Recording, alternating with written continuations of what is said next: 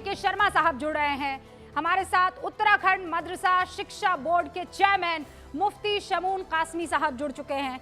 हमारे साथ मुस्लिम political council of India के अध्यक्ष तस्लीम अहमद रहमानी साहब भी जुड़ चुके हैं और हमारे साथ SIMPLB के अध्यक्ष राशिद सईद भी जुड़ चुके हैं। आमना अंसारी जो कि एक्टिविस्ट हैं वो भी इस वक्त आपको स्क्रीन पर नजर आ रही हैं। सीरतुन नबी एकेडमी के चेयरमैन मौलाना अली कादरी साहब भी जुड़ चुके हैं। अब से कुछ ही देर में निदा खान जो कि अध्यक्ष आला हजरत हेल्पिंग सोसाइटी की वो हमारे साथ जुड़ जाएंगी और आपको तस्लीम रहमानी साहब भी नजर आ रहे हैं जो कि मुस्लिम जो कानून है, शरिया कानून है या फिर मुसलमानों के हक की आवाज़ जो है वो लगातार बुलंद करते रहते हैं। आप सभी का बहुत बहुत स्वागत है।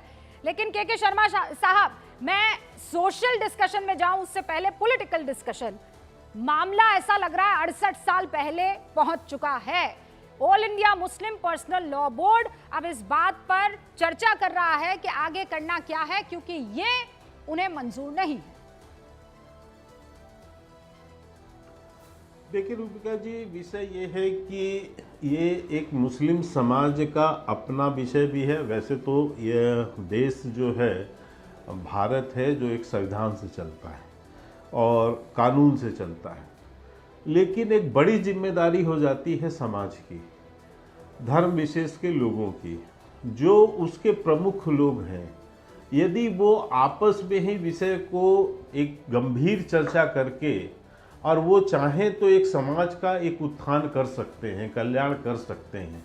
और बार बार जो है इस देश की एक प्रवृत्ति रही है, मैं हिंदू धर्म से आता हूं तो मैं ये कह सकता हूं कि हिंदू धर्म में भी बहुत सारी बुराइयां रहीं, बहुत सारी ऐसी चीज़ें रहीं जिसको धीरे धीरे एक समाज सुधारक हुए, तमाम तरह के समाज सुधार करके और उसमें परिवर्तन लाया गया। उसके उस दौर में बहुत विरोध हुए हैं, लेकिन फिर भी वो सुधार को जो है धीरे धीरे करके सुधार करके और एक नई दिशा जो है उसको दी गई है। हाँ। इस समाज को। तो मैं तो यही कहूँगा कि आज बहुत बड़ी जिम्मेदारी मुस्लिम वर्ग के उन तमाम धर्म गुरुओं की है, उन तमाम नेताओं की है, और उनको विचार करना होगा कि हमें कैसे जो है अपने समाज को ऊपर आगे लेकर जाना है। सर, दिक्कत उनको तो समयानुकूल चलना पड़ेगा। दिक्कत तो यही है ना सर। हाँ, और मैं 68 साल का बार बार जिक्र इसलिए कर रही हूँ क्योंकि तब 400 सीटों के साथ कांग्रेस सदन में थी। मुट्ठी भर उलेमा ही सही, लेकिन उन्होंने शरिया कानून का आमना हवाला दिया और उसके बाद क्या हुआ हम सब जानते हैं। आज जब हक मिला है तो फिर यहाँ खड़े होकर हमें कहना पड़ेगा कि सुनिए, हम अपने हक की ही तो बात कर रहे हैं, इसमें किसी का नुकसान क्या है। आमना, बीजेपी के जो रिप्रेजेंटेटिव अभी बोल रहे थे जी, मैं उनसे ये पूछना चाहती हूँ कि हम हैं मुस्लिम समाज के सदस्य, बट क्या हम हिंदुस्तान की बेटियां नहीं हैं? क्या हम नहीं आते हैं उसी कॉन्स्टिट्यूशन के अंदर जिसका हवाला ले लेकर के हम माइनॉरिटी राइट्स की बात करते हैं? तो बीजेपी इस तरह से अपना हाथ पीछे नहीं खींच सकती कह करके कि ये आपका मामला है और आप संभालिए। यही कांग्रेस ने भी हमारे साथ किया था। आपको हमारी तरफ, हम मुस्लिम महिलाओं की तरफ इस तरीके से देखना पड़ेगा कि हम सिटीजन ऑफ इंडिया वैसे ही हैं जैसे हिंदू औरतें हैं। तो हमें अपने लीगल राइट्स चाहिए। हम अपने समाज में लड़ाई लड़ रहे हैं और इस लड़ाई में हमें अथॉरिटीज के का साथ चाहिए होगा। आप इस तरह से मुंह नहीं मोड़ सकते सिंपली कह करके कि ये आपका मामला है, आपके कम्युनिटी का मामला है और हम यहाँ पर बिल्कुल भी लेजिस्लेटिव में कोई भी काम नहीं करेंगे। जब ट्रिपल तलाक पे सुप्रीम कोर्ट ने फैसला दिया था तो बीजेपी ने उसके ऊपर लॉज अमेंड किए थे, फॉर्म किए थे। इसी तरह से इस बार भी उनको संज्ञान लेकर के इस पे काम करना चाहिए। और उससे भी आगे जाके मैं बोलूंगी कि हमें यूनिफॉर्म सिविल कोड की इसीलिए जरूरत है क्योंकि जो ये ठेकेदार लोग हैं ये कभी भी मुस्लिम औरतों को, महिलाओं को उनका हक नहीं लेने देंगे। ये लोग हमें ये लोग इसका जवाब दे उससे पहले राशिद सईद साहब भी हमारे साथ जुड़े हुए हैं। सईद साहब, क्या दिक्कत है, परेशानी क्या है? हक ही तो मांग रही है ना, वो क्या करा दीजिएगा क्योंकि एक गलत फहमी हो रही है, वो उस गलत फहमी को दूर करा दीजिए। क्या एक गलत फहमी है उसको दूर करने दीजिए, फिर जो आप डिबेट कराइए, मुझे कोई दिक्कत नहीं होगी। मेरा इतना सा केवल मेंशन था, जो शायद मेरी बहन ने शायद स्पष्टता नहीं हो पाई उनको, या हो सकता है मेरे से स्पष्ट नहीं हुआ। मैंने कहा देखिए, कानून अपना काम कर रहा है, यह देश संविधान से चलेगा। संविधान में ये जो निर्णय कोर्ट का आया है ये सबके लिए है।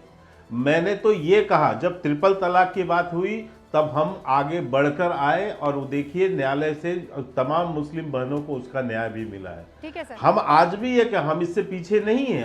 हमारा तो ये कोर इशू है, जो है समान नागरिक संहिता कोर इशू है हमारा। हम उसको लागू कर चुके हैं कई राज्यों में, और धीरे धीरे राज्यों में लागू भी कर रहे हैं। ठीक है, आपने जो गलत, मैं इतना कह रहा हूँ कि ये जरूर मैंने इनके सुन लिया मुस्लिम सर। नेताओं को भी सोचना पड़ेगा, जो अरे समाज के जो होते इनके तो अभी नेता हैं मुझे उनको भी डिस्कशन सोचना करना पड़ेगा। बस पड़ता। बताइए मुझे राशिद सईद साहब, क्या दिक्कत है बताइए, कहां से लाएगी वो अपना गुजारा भत्ता? तलाक तलाक तलाक बोल के वो तो निकल लेगा।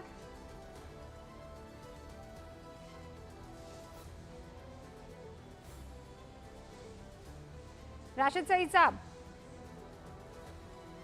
जी जी जी मैडम, बिल्कुल बिल्कुल, वो तो निकल लेगी, वो निकल लेगा नहीं, वो निकल लेगी। मैं ये रुबीना जी, मैं ये बताना चाह रहा हूं कि है सो जितना भी मुस्लिम पर्सनल लॉ बोर्ड, ये शरई लॉ जो है उसकी हिफाजत के लिए बना। एक मिनट जरा सुनिए, एक मिनट जरा सुनिए सर। मुस्लिम पर्सनल लॉ बोर्ड शरई हिफाजत के लिए बना। आज है सो, क्या मैं आपसे रुबीना जी, मैं आपसे ये पूछ रहा हूं कि क्या इस्लाम मुकम्मिल नहीं है, या इस्लाम मुकम्मिल? आपको है सो ये इस तरीके के जजमेंट आने की जरूरत है हमारे को? इस्लाम हमारा बिल्कुल मुकम्मिल है।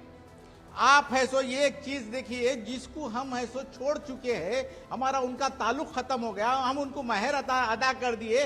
पहले तो तलाक होना नहीं चाहिए, होना है दोनों खानदान बैठ के बात करते हैं, समझा देते हैं, फिर मिला देते हैं। उसके बावजूद भी आखिरी हद के बाद अगर तलाक होता है तो औरत को ये समझ जाना चाहिए कि उनके बच्चों का फ्यूचर क्या होगा।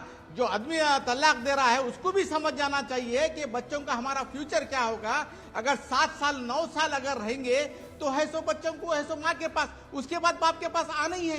तो ये खिलवाड़ करने से बहुत बेहतर है कि तलाक ना हो।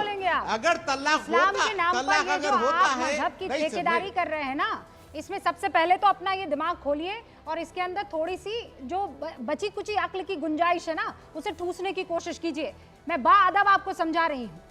Rubina ji, All India Muslim Personal Law Board को खत्म करने की साजिश है ये। अरे तो होना ही चाहिए, लॉ को है खत्म करने की साजिश है ये। अगर महिलाओं के हक पर वो नहीं खड़ा हो सकता है तो ऐसे पर्सनल लॉ बोर्ड की कोई जरूरत नहीं है। अगर मुस्लिमों की आवाज को अगर मुस्लिम महिलाओं की आवाजों को दबाने की कोशिश करता है तो खत्म हो जाए, सबकी बला से खत्म हो जाए। है तो रुबीना जी, देना है तो रिजर्वेशन दियो।